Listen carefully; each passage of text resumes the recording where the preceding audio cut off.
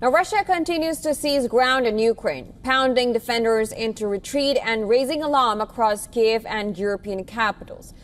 President Donald Trump prepares to host Vladimir Putin on U.S. soil, hoping for a constructive conversation. He calls out Zelensky for ruling out territorial concessions. While Europe feels left out, Trump assures calling European leaders after the high-stakes Alaska summit on Friday. Now, here's a report for more details.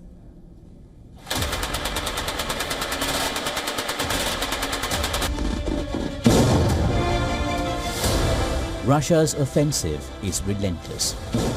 Towns fall, front lines vanish, and the thunder of artillery drowns hopes of reprieve. Beyond the front lines, Ukrainian cities also bear the brunt of a relentless Russian aerial barrage. Missiles, drones, and glide bombs rain death and destruction from the skies. As Moscow gains territory, Ukraine pushes back, its long-range drone strikes now striking deep inside Russia, aiming to disrupt supply chains and production hubs. Clearly, no side is holding it back. With the war grinding on, a major diplomatic move with a promise to halt the bloodshed.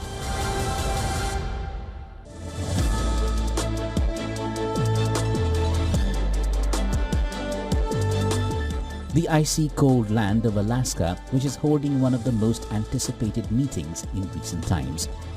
Donald Trump is poised to sit down with Putin alone. It would be a litmus test for the US president. A war he promised to end in a day continues to grind on as he completes 200 days in office. So I'm going in to speak to Vladimir Putin. And I'm going to be telling him, you got to end this war, you got to end it. And he wasn't going to mess with me. This war would have never happened. You know, we had a discussion about it one time, and we never had that discussion again. Would have never happened. Europe has been left out once again. As Trump gears up to meet President Putin, there is a sense of fear and hope in European capitals. For Poland, for our European partners, and hopefully for all of NATO, it must be obvious that state borders cannot be changed by force, and therefore Russia's war with Ukraine must not bring benefits to the aggressor.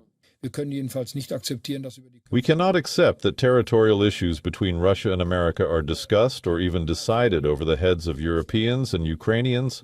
I assume that the American government sees it the same way.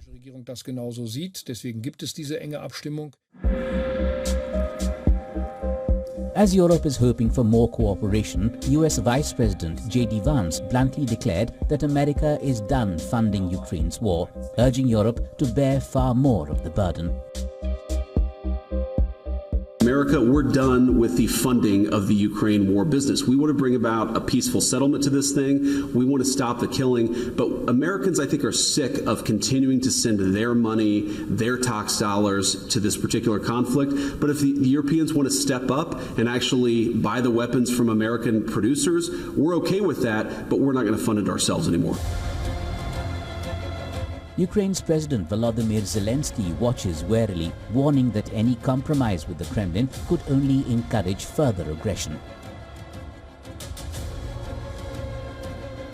The hour of reckoning nears. Will Trump persuade Putin to halt the bloodshed, or merely hand over swaths of Ukraine and force Kyiv to secure a hollow peace? Bureau Report, WION World.